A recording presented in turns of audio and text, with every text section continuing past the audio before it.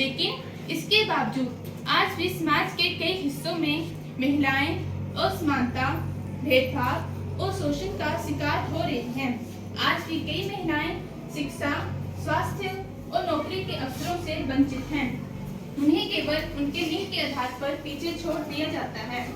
महिलाओं के साथ होने वाला भेदभाव आज भी हमारे समाज की कड़वी सच्चाई है और इसी भेदभाव को समाप्त करने की जिम्मेदारी हम सभी की है।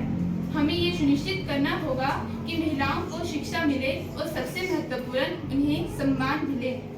महात्मा गांधी जी ने कहा था कि अगर आप एक पुरुष को शिक्षित करते हैं तो आप केवल एक व्यक्ति को शिक्षित करते हैं, लेकिन अगर आप एक महिला को शिक्षित करते हैं तो आप पूरे परिवार को शिक्षित करते हैं।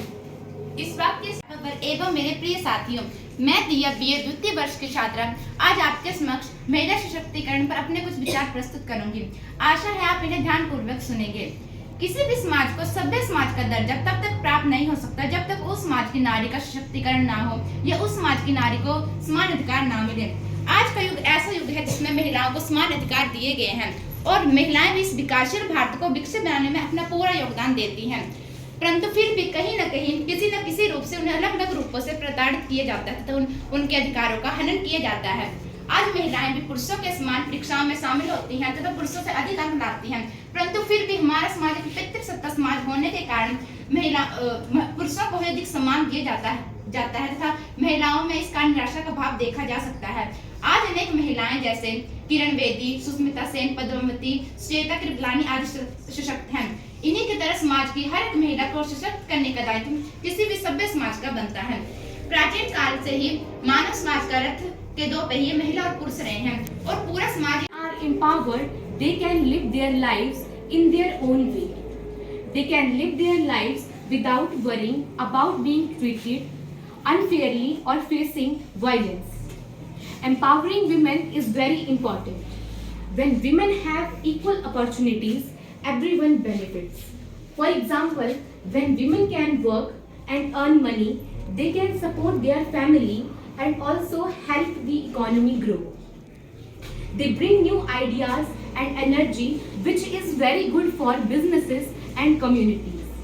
Also, when women are empowered, they are more likely to make sure their children get a good education and health care. और वर्तमान भारत के कुछ उदाहरणों से मैं स्पष्ट करना चाहूंगी कि जब हम फिरंगियों के फेरे में फंस गए थे तब रंगते बसंती चोला के एक आवाज पर टोलों के टोले उमड़ आते थे। तब उनके वंदे मातरम के नारों की एक आवाज से उनके खून में उमड़ने वाला 5-5 डिग्री का तूफान अंग्रेजी शासकों की जड़ों में तूफान ला देता था। तब देश मिट जाने को कहता था, तब देश मर जाने को कहता था, फांसी चढ़ जाने को कहता था। ये तब वो अपनी देशभक्ति साबित कर रहे होते थे, क्योंकि ये उस वक्त की देशभक्ति की कसौटी थी।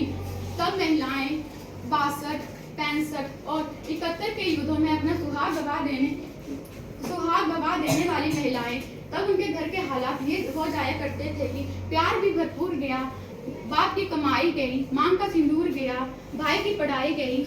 एक ऐसा विस्फोट हुआ जिससे जिस्म की कई बोटियां चली गईं। आपके लिए तो एक आदमी मरा है साहब, लेकिन मेरे घर की तो रोटियां चली गई। लैंगिक समानता का अर्थ न केवल महिलाओं को पुरुषों के समान अधिकार देना है, बल्कि इसका तात्पर्य यह है कि सभी लोग चाहे वह किसी भी लिंग के हों उन्हें समान रूप से स्वतंत्र और सशक्त होने का अधिकार प्राप्त होना चाहिए।